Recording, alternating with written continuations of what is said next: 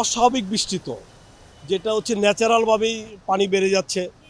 আর ন্যাচারালভাবে বৃষ্টি পানি তো ধরেন এই বৃষ্টিতে যাওয়ারও একটা হচ্ছে, ঠিক না? আর আমাদের তো ধরেন এর আগে যে প্রশাসক যে কাজ করে গেছেন উনি তো ড্রেনগুলো ঠিক মতো পরিষ্কার করে যায় না। আমাদের সময় এই ড্রেনগুলো একেবারেই অবস্থায় ছিল।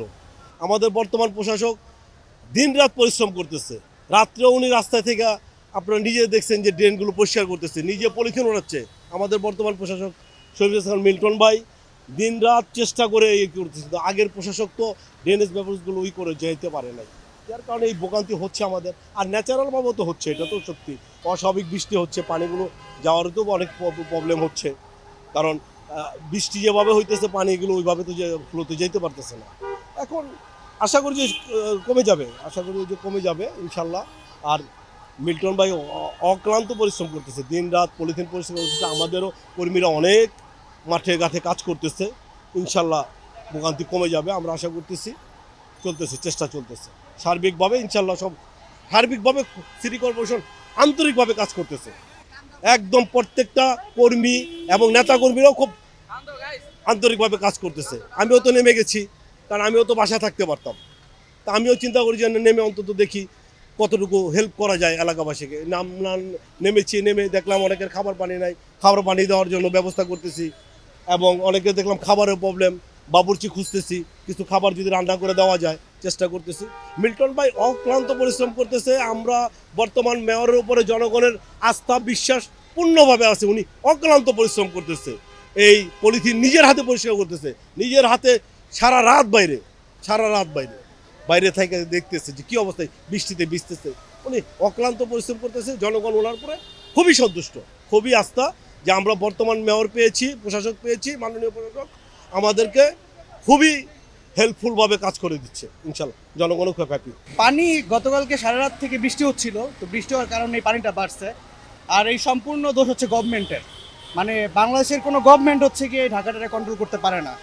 এই মানে যদি এই ঢাকাটারে কন্ট্রোল করতে হয় তাহলে তাদের অনেক কিছু শিখতে হবে বা অনেক কিছু জানতে হবে। এখন বর্তমানে যে সরকার আছে বিএনপি সরকার, তারা হচ্ছে গিয়ে অভিজ্ঞ না, তারা একটা মানে সুন্দর একটা মানে সিটি কীভাবে ব্যবস্থাপনা করবে সেই জ্ঞান তাদের নাই।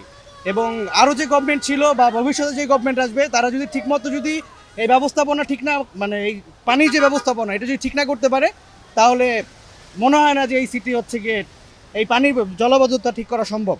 কারণ ঢাকা হচ্ছে গিয়ে সাউথ এশিয়ার একটা গুরুত্বপূর্ণ একটা মানে শহর, একটা রাজধানী শহর। তো একটা রাজধানী শহর যদি কোনো ফরেনার আসে বা যদি একটা বাইরের লোক ঘুরতে আসে দেশে, এই সিটি হচ্ছে গিয়ে মানে সে দেখার পর মনে হয় না যে সে আর দ্বিতীয়বার আসবে। মানে কোনো কিছু বলার নেই গভর্নমেন্ট নিয়ে। যদি এই জেনারেশনের সাথে মানে যদি তারা তাল দিয়ে চলতে চায় বা তাদের সাপোর্ট চায় তাহলে তাদের এই অব্যবস্থাগুলো যেগুলো আছে এগুলো ঠিক করতে হবে, এছাড়া পসিবল না। ফজরের নামাজের পর থেকে আমরা যখন বাচ্চা এখানে পড়ে নাস্তা নিয়ে আসছি তখনই এরকম পানি ছিল আর কি। নগরবাসী অবশ্যই ত্রুটি আছে, আমাদের যারা দায়িত্বশীল, যারা এলাকার জনপ্রতিনিধি ওনাদের আরও মনে হয় সজাগ দৃষ্টি রাখলে আমাদের মনে সুবিধা হইতো। আজকে অফিসে যারা আপনি সকালের অবস্থাটা যদি দেখতেন, যারা অফিসগামী ওনাদেরটা দেখলে কার আগে কে যাবে এবং কিভাবে যাবে এর একটা আরেকটা হইলে আমার সাথে একটা মহিলা এবার অলরেডি পড়ে গেল। আমি যখন আসছি তখন 7:30 পৌনে 8টা মতো বাজে। এর আগেও এইভাবে এখানে বৃষ্টি হলে পানি জমে থাকে, কিন্তু আজকে বৃষ্টিতে অনেক পানি জমে গেছে। এর আগে শুধু অল্প একটু জায়গা বৃষ্টিতে পানি জমেছিল। আজকে এইদিকে কাঁচিপাড়া 10 নম্বর মিরপুর এইদিকে শেওড়াপাড়া পর্যন্ত পানি মানে পর্যাপ্ত পানি নিষ্কাশনের কোনো ব্যবস্থা নাই। এইগুলো কর্তৃপক্ষ কোনো খোঁজ খবর নিচ্ছে না এবং এইগুলো দেখা উচিত। এবং এইরকম পানি জলবদ্ধ অবস্থা যদি আমরা না পড়ি, তাতে তো দুর্ভোগ। কেউ আজকে পরীক্ষা ছিল, অনেক পরীক্ষার জন্য তারা সকালে বের হয়ে গেছে, কিন্তু যে অবস্থা এইভাবে তাতে যাওয়ার জন্য খুব মানে সংকটাপন্ন হয়ে পড়েছে তারা। দেখেন কি অবস্থা, আমার ঘরেও পানি, বাইরেও পানি, আমি রাঁধতে পারি না, 5টা ছেলে খাওয়াই, আমি হ্যাঁ খাওয়াইতে পারি না আজকে রান্না করে। এই যে সব পোলাপান দেন চাইয়া রয়েছে আমার দিকে, হ্যাঁ করতে আছে, হ্যাঁ করতে আছে, মানে অনেক দূরে দূরে করতে আছে, এদিকে এখন আসে নাই। আছে একটু ভাঙাচুরা আছে, এইগুলা কইছে সরকারে ঠিক করবো, করুক, সে আস্তে ধীরে করুক। এরকম বৃষ্টি হইলে ভাই মানুষ কিভাবে কি করবো, কোন কাজকর্ম তো যাইতে পারে না, কিছুও না। এর জন্য গাড়ি বন্ধ হয়ে গেছে, আমরা সকাল 9টার তনে বিকাল 5টা পর্যন্ত এখানে বয়ে রয়েছি। অন্য রাস্তাঘাটের অবস্থা ভালো না। শিক্ষার্থীদের সমস্যা আমি বলবো যে আমাদের স্কুল স্পেশালি সেটা হইলো আমাদের স্কুল থেকে মানে অনেক স্কুলেই বন্ধ দিছে। এখানে শেওড়াপাড়ার এমইউবিসি ব্রাঞ্চ আছে, অন্য স্কুলে ওগুলো বন্ধ দিয়ে দিছে, আমাদের স্কুল বন্ধ দেয় নাই। এখন আমার ফ্রেন্ডের গাড়ি আছে, তাও গাড়ি বের করতে পারি না, আমার তো গাড়িই নাই।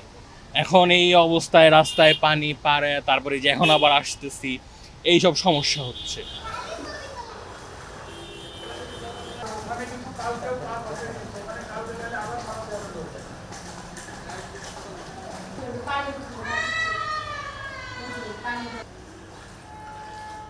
আরো বেশি আছে এরা তো